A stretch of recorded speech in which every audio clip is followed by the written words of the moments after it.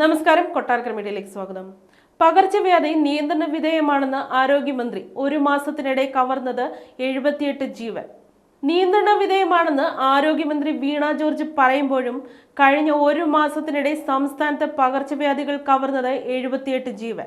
ഔദ്യോഗിക കണക്കുകൾ പ്രകാരം ഡെങ്കിപ്പനി 17 പേരുടെയും എലിപ്പനി 33 പേരുടെയും ജീവനെടുത്തു. ദിവസവും ആയിരക്കണക്കിന് ആളുകളാണ് പകർച്ചപ്പനി ബാധിച്ച് ആശുപത്രിയിലെത്തുന്നത്.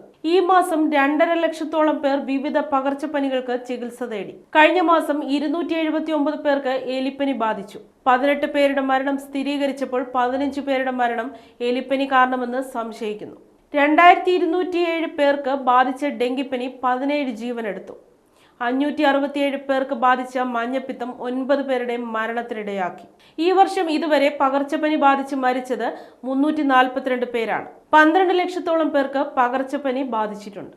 പകർച്ചപ്പനി സംബന്ധിച്ച് കണക്കുകൾ കൃത്യമായി പുറത്തുവിടാതെ സർക്കാർ മറച്ചുവെക്കുകയാണെന്നാണ് പ്രതിപക്ഷം ആരോപിക്കുന്നത്. ജനങ്ങളെ ബാധിക്കുന്ന വിഷയത്തിൽ രാഷ്ട്രീയം കലർത്താതെ ഒരുമിച്ച് നേരിടണമെന്ന് മന്ത്രി വീണ ജോർജ് പറയുന്നു. തെരഞ്ഞെടുപ്പ് തിരക്കുകൾക്കിടയിൽ മഴക്കാലപൂർവ്വ ശുചീകരണം മികച്ച രീതിയിൽ നടത്താൻ കഴിയാതിരുന്നതാണ് എലിപ്പനി പോലുള്ള രോഗങ്ങൾ പടർന്നു പിടിക്കാൻ കാരണമെന്നും വിമർശനമുണ്ട്. ജലജന്യ രോഗങ്ങൾ നിയന്ത്രിക്കുന്നതിനും പാളിച്ചയുണ്ടായെന്നാണ് കണക്കുകൾ സൂചിപ്പിക്കുന്നത്.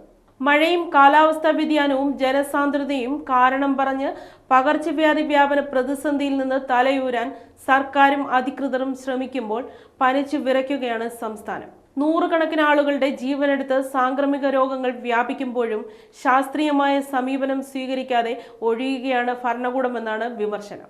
2017 സംസ്ഥാനത്ത് ഡെങ്കിപ്പനി വ്യാപകമായ സമയത്ത് മുഖ്യമന്ത്രി പിണറായി വിജയൻ ഇടപെട്ട് ഈ രംഗത്ത് പ്രാഗൽഭ്യമുള്ളവരെ ഉൾപ്പെടുത്തി പബ്ലിക് ഹെൽത്ത് കേഡർ രൂപീകരിക്കാൻ നിർദ്ദേശം നൽകിയിരുന്നു. പല എതിർപ്പുകൾക്കൊടുവിൽ 2019 ഇത് സംബന്ധിച്ച് ഉത്തരവ് പുറത്തിറക്കിയത്.